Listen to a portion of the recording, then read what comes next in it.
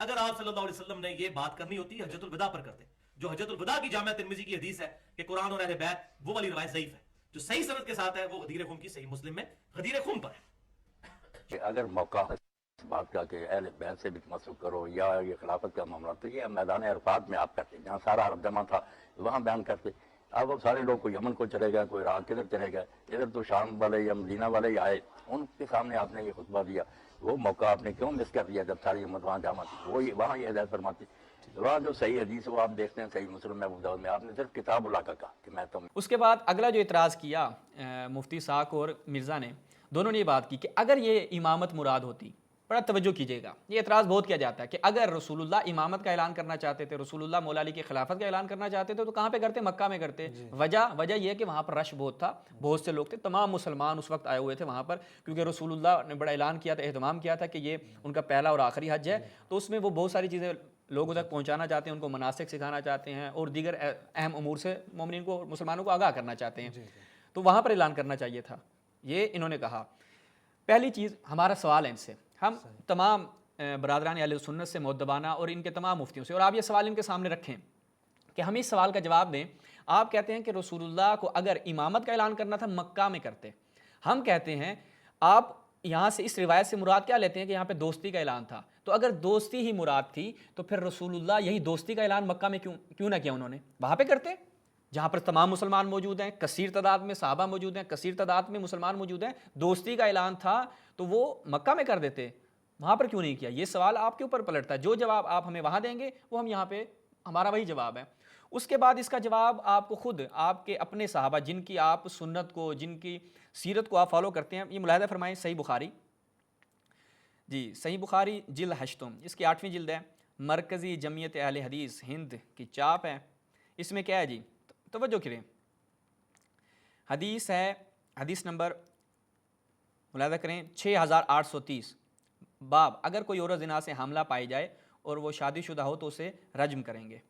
اس میں جب ہم جاتے ہیں تو یہاں پر روایت کیا ہے؟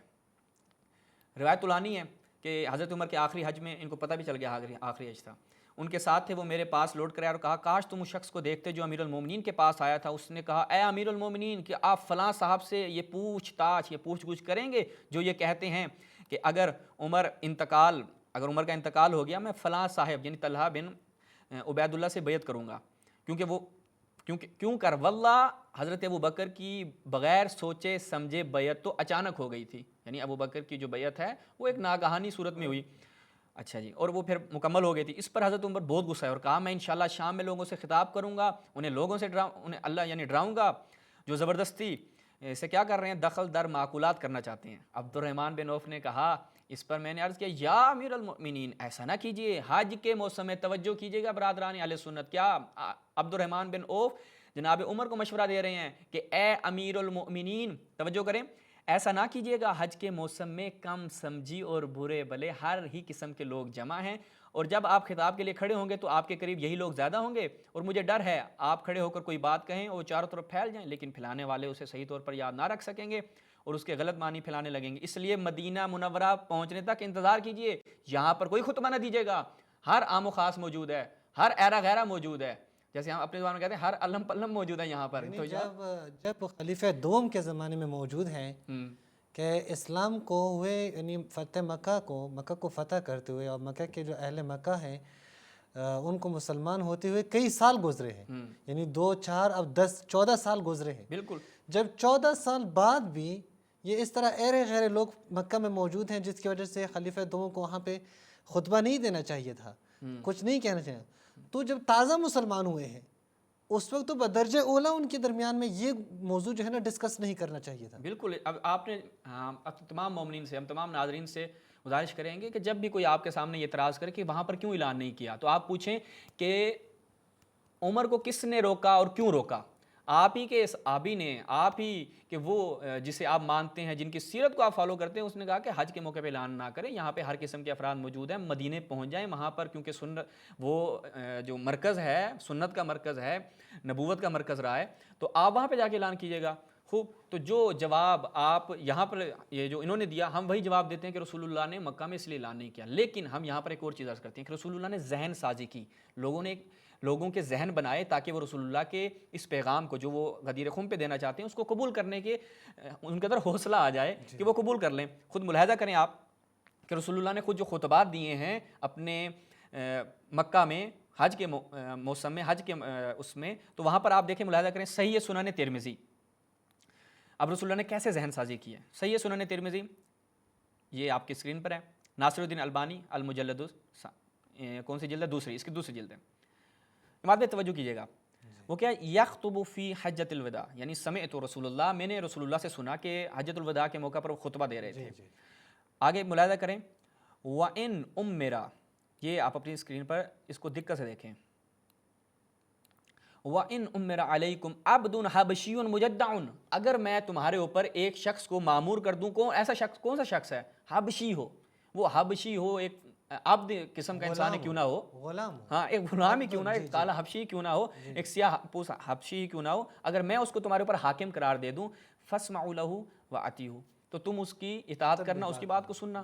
اب یہ رسول ذہن سازی کر رہے ہیں تاکہ مولا کائنات کا جب بیان کریں تو رسول اللہ پہلے یہ کہہ چکے ہیں کہ میں کسی کو بھی اگر بناتا ہوں نا تو مان لینا چپ کر کے، وہاں پر آگے سے چونچرا نہیں کرنی. تو یہ پہلی حدیث. اس کے بعد پھر اگلی روایت ملاحظہ فرمائے اپنی اسکرین پر، مسند امام احمد بن حنبل میں. جب ہم اس میں جاتے ہیں موسوسہ رسالہ کی یہ چاپ الخامس والاربعون، اس کی 45ویں جلد ہے، وہاں پر کیا یہی بالکل بے عرفات یخطب، عرفات کے مقام پر رسول اللہ نے خطبہ دیا. اور وہاں پر کیا بیان فرمایا، توجہ کریں. لَوِ اسْتُعْمِلَ عَلَيْكُمْ عَبْدٌ يَقُودُكُمْ بِكِتَابِ اللَّهِ عَزَّ وَجَلَّ فَاسْمَعُوا لَهُ وَأَطِيعُوهُ، کہ اگر میں تمہارے اوپر ایک حبشی کو بھی معین کر دوں، اس کو تمہارے اوپر امیر قرار دے دوں، تو اس کی تم نے اطاعت کرنی ہے. اب یہاں پر رسول اللہ کیا کہہ رہے ہیں، جو آپ کہہ رہے ہیں کہ رسول اللہ نے وہاں پر اعلان کیوں نہیں کیا، وہاں پہ رسول اللہ نے ذہن سازی کی ہے. اس کے بعد رسول اللہ کیا ہیں، خدا کے مطیع ہیں، خدا کی اطاعت کرنے والے. جہاں پر رسول اللہ کو ابلاغ کا حکم ہوگا وہاں پہ رسول اللہ بیان کریں گے. غدیر کے مقام پر رسول اللہ کو حکم ہوا کہ اب علی کی ولایت کا اعلان کر دو، انہوں نے اعلان کر دیا. تو آپ جو اپنی طرف سے ایک رسول اللہ کے اوپر بنا رہے ہیں کہ رسول اللہ کو وہاں پہ کرنا چاہیے تھا، رسول اللہ کو یہاں پہ کرنا چاہیے تھا، وہاں کیوں نہیں کیا. تو یہ ایک نقطہ. اس کے بعد اگلی روایت ملاحظہ فرمائیں صحیح سنن ابی داؤد. صحیح سنن ابی داؤد، ناصر الدین البانی صاحب نے اس کی تصحیح کی ہے اس روایت کی. اب دیکھیں بڑی سوچنے کی بات ہے، جیسے انہوں نے کہا نا، ابھی ہم نے بخاری کی روایت آپ کے سامنے بیان کی. بخاری کی روایت میں کیا تھا کہ یہاں پر بیان نہ کریں، یہاں پہ ہر عام و خاص موجود ہے، کم فہم لوگ ہیں، یعنی ان کے اندر کج فہمی پائی جاتی ہے، ہر ایرا غیرہ موجود ہے. آپ بات کریں گے یہ شور شرابہ شروع کر دیں گے، آپ کی بات صحیح سے پہنچ نہیں پائے گی. بخاری کی روایت آپ نے ملاحظہ کی، عمر کو مشورہ دیا جا رہا ہے، عبد الرحمن بن عوف صاحب مشورہ دے رہے ہیں.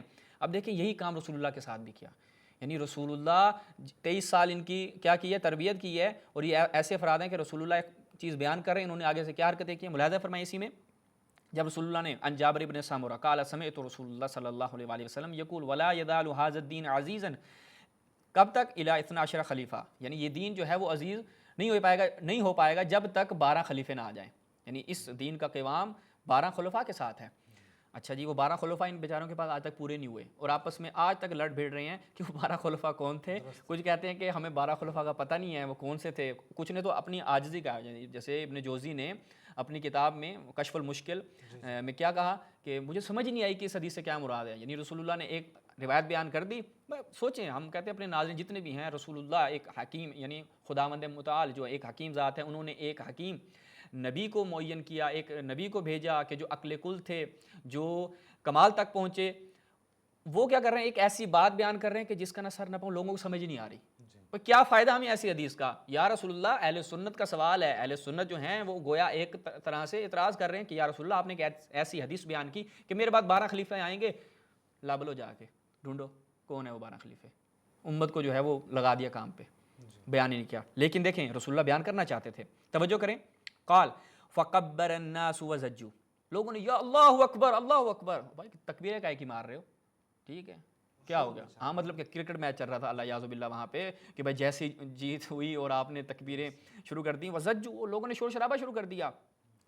ثم قال کلمۃ خفیفہ، پھر کیا جی کہ یہ ملاحظہ کریں، ثم قال، یعنی ایسا جملہ کہ جو مجھے سمجھ نہیں آ سکی کیا تھا. میں نے اپنے ابو سے پوچھا، ابو جی یہ بتائیں وہ کیا بیان کیا؟ قال، وہ کلہم من قریش، وہ 12 خلیفہ سارے کے سارے قریش میں سے ہو گئے.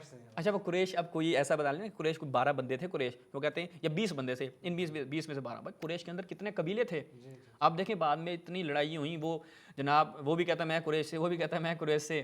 ہاں میرے بارے میں رسول اللہ نے کہا تھا، میرے بارے میں رسول اللہ نے کہا تھا، یعنی الیاذ باللہ رسول اللہ کے اوپر ایک اس انداز سے تہمت لگائی جاتی ہے بلا سوچے سمجھے، اور لوگ بھی پیچھے چل پڑتے ہیں مفتیوں کے کہ آپ دیکھیں رسول اللہ ایک بات بیان کر رہے ہیں اور اس چیز کا اصلاً کوئی فائدہ نہیں ہے. 12 خلفاء ہوں گے لیکن 12 خلفاء کون ہیں؟ آپ چلو پیچھے لڑتے رہو، جھگڑتے رہو، دین مکمل ہو گیا آپ پیچھے مرو، ایک دوسرے کو مارو. ٹھیک ہے، یہ عجیب و غریب بات ہے. تو آپ دیکھ رہے ہیں اس کے بعد یہ آخری روایت ملاحظہ فرمائیں مسند امام احمد ابن حنبل کی. اس میں بھی جب ہم جاتے ہیں تو یہاں پر کچھ الفاظ مختلف ہیں کہ رسول اللہ نے خطبہ دیا بے عرفات، عرفہ کے مقام پہ خطبہ دیا. ٹھیک ہے، یخطب بمنا، منا میں بھی انہوں نے خطبہ دیا اور یہی 12 خلفاء والی روایت بیان کی. اور کیا کہا جب یہ بیان کر رہے تھے کہ 12 خلیفہ ہوں گے، اس کے بعد ثم لغت القوم وتکلموا، لوگوں نے جناب شور شرابہ شروع کر دیا، یعنی اس سے جیسے لغت القوم یعنی انہوں نے اونچی اونچی آواز میں گفتگو شروع کر دی. اصل رسول اللہ وہ کہتے ہیں فلم افہم قولہ بعد کلہم، جو کلہم کے بعد رسول اللہ نے جملہ بیان فرمایا وہ میں نہیں سمجھ سکا. یعنی رسول نے فرمایا ہے، ہاں رسول نے فرمایا، لیکن لوگوں کی وجہ سے اس راوی نے سنا نہیں سنا. اور اس نے میرے ابو سے پوچھا، اس کے ابو نے بتایا کہ کلہم من قریش. ہاں وہ اپنی طرف سے انہوں نے بتا دیا کہ یعنی گویا کہ یہ کلہم من قریش والی بات جو ہے وہ اس صحابی کا اپنا قول ہے. ٹھیک ہے، جو رسول اللہ سے یہ نسبت دے رہا ہے. اب خود آپ کہیں کہ رسول اللہ 12 خلیفے بتا رہے ہیں، ان کے نام نہیں بتا رہے. ہم تشیع کا کیا قیدا ہے؟ رسول اللہ نے اپنے 12 خلفاء کے نام لیے ہیں اور ہماری کتابوں میں موجود ہیں، اور نام کے ساتھ یعنی نصوص موجود ہیں کہ جہاں سے 12 خلفاء کی وضاحت ہو جاتی ہے. یعنی اس حدیث کے حوالے سے ہم تشیع کا یہ افتخار ہے کہ اگر آپ ہماری کتب میں ملاحظہ کریں، انشاءاللہ کسی پروگرام میں ہم صحیح سند روایتیں بیان کریں گے کہ جس میں رسول اللہ نے اپنے ان 12 خلفاء کی معرفی کروائی ہے، تعارف کروایا. اصل یہ جو ہماری کتابوں میں یہ روایات موجود ہیں، ان کے اوپر اگرچہ ہمارے بعض علماء نے باقاعدہ کتابیں لکھی ہیں، یعنی النصوص علی الائمہ، لیکن میں یہ بات یہاں پہ کر لوں کہ اس طرح کی جو روایات ہیں، یعنی جو ائمہ کے نام کے اوپر یا ائمہ کی تعداد جو بیان ہوئی ہے، یا یہ کہا گیا ہے کہ تسعۃ من ولد الحسین، اس طرح کی جو روایات ہیں، یہ ہمارے پاس نہ فقط یہ کہ صحیح سند، نہ فقط یہ کہ تواتر، بلکہ فوق تواتر ہے. بالکل ایسے یعنی اگر آپ کو تواتر کے لیے 100 احادیث چاہیے تو یہ قطعاً 200 کی تعداد میں موجود ہے. اس کے بعد بس ایک روایت کے ساتھ میں عماد بھائی، کیونکہ بڑی عجیب و غریب بات کی، ہنسنے والی بات ہے، کہتے ہیں شیعوں کو چیلنج کرتا ہوں. مرزا نے کیا کہا آپ نے سنا؟ شیعوں کو چیلنج کرتا ہوں کہ ایک روایت بھی ایسی نہیں ہے کہ غدیر خم کا جو انہوں نے اعلان کیا رسول اللہ نے، اس سے مراد امام الاسلام نے ان کے ہاں امامت مراد لی جاتی ہو کہ بھائی یہاں پہ امامت مراد تھی. اصلا ایک روایت بھی نہیں ہے بقول ان کے اور ان کے اصول محدثین کے مطابق. بابا ایک نہیں، انجینئر صاحب اور ان کے ماننے والے آئیں کسی دن لائیو، ایک نہیں 10 روایتیں ہم آپ کو دکھائیں گے کہ غدیر سے مراد بھی اور امامت کے اوپر جو ہمارے ہاں نصوص ہیں وہ نصوص جلی ہیں، خفی بھی نہیں ہیں. خفی بھی موجود ہیں لیکن نصوص جلی آشکار طور پر رسول اللہ نے بیان فرمایا مولا کائنات کے لیے، اور ہمارے ہاں یہ واضح نصوص ہیں. بس ایک روایت میں پیش کروں گا، وقت نہیں ہمارے پاس، کیونکہ یہ ایسا اعتراض ہے کہ یعنی ایک جاہل بندہ بھی اعتراض نہیں کرے گا کہ بھائی آپ کہہ رہے ہیں تشیع کے پاس کوئی روایت نہیں ہے، انہوں نے اپنی جیب سے بس بنا لی چیزیں. بابا روایت ہیں، انہی کے اوپر ہمارا مبنا قائم ہے.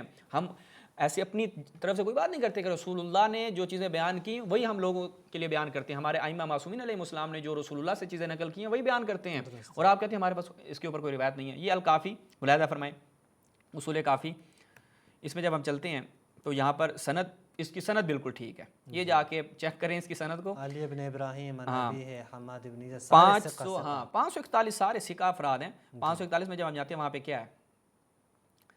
اخبرانی رسول اللہ صلی اللہ علیہ وسلم ان ابلیس و رؤوس اصحابہ شاہ، یعنی کیا ہے کہ جو اصحاب یعنی شیطانوں کے آپ کہہ لیں جو پوری اس کی ٹیم ہے شیطان کی، ابلیس اور اس کی جو پوری ٹیم ہے، رسول اللہ نے مجھے خبر دی، مجلس شورا ہے جو، ہاں ٹھیک ہے، شاہد نصب رسول اللہ صلی اللہ علیہ وسلم ایایا للناس بغدیر خم، لوگوں کے لیے کیا کیا رسول اللہ نے؟ لوگوں کے لیے مجھے نصب کیا غدیر خم پہ. مولا کائنات بیان فرما رہے ہیں، یعنی یہاں پر خود مولا کائنات اپنی امامت منصوص من اللہ کے اوپر بیان فرما رہے ہیں کہ مجھے رسول اللہ نے غدیر خم پہ نصب کیا لوگوں کے لیے. اور کیا کہا؟ فاخبرہم انی اولی بہم، اور ان کو خبر دی، یعنی ابلیس اور ان کے جو اس کے سرکردہ تھے ان سب کو کیا ہے خبر دی ہے، کیا چیز؟ کہ اولی بہم من انفسہم، انی اولی بہم من انفسہم وامرہم ان یبلغ الشاہد الغائب، کہ جو حاضرین ہیں وہ غائبین تک اس بات کو پہنچائیں، اور میں ان کے نفسوں پر ان سے زیادہ اولویت رکھتا ہوں. اولا بالتصرف، یعنی میرا حق ان سے زیادہ ہے. یہ کوئی دوستی محبت والی بات نہیں، نصب کیا ہے. تو یہاں سے یہ چیز واضح ہو جاتی ہے. اور بھی روایات ہیں، اگر ان کو تشنیگی ہوگی، اگرچہ یہ ایسا ہم فارسی میں کہتے ہیں پوچھ، ایک ایسا بے تکا اعتراض ہے کہ جس کا اصل جواب دینا بھی نہیں بنتا کہ بھائی جو کوئی بھی تشیع کی ابتدائی کتابوں، یہ اصول کافی ابتدائی کتاب ہے، اس میں آپ کتاب الحجہ میں جا کے جائیں تمام ائمہ کے اوپر نصوص ہیں. اس بات الہدا شیخ حر عاملی کی آپ ملاحظہ کریں، وہاں پر بھی انہوں نے نصوص بیان کی ہیں ہر امام کے حوالے سے. تو یہ یہاں پہ آپ کی خدمت میں بیان کیا ان حضرات کے جو اعتراضات تھے.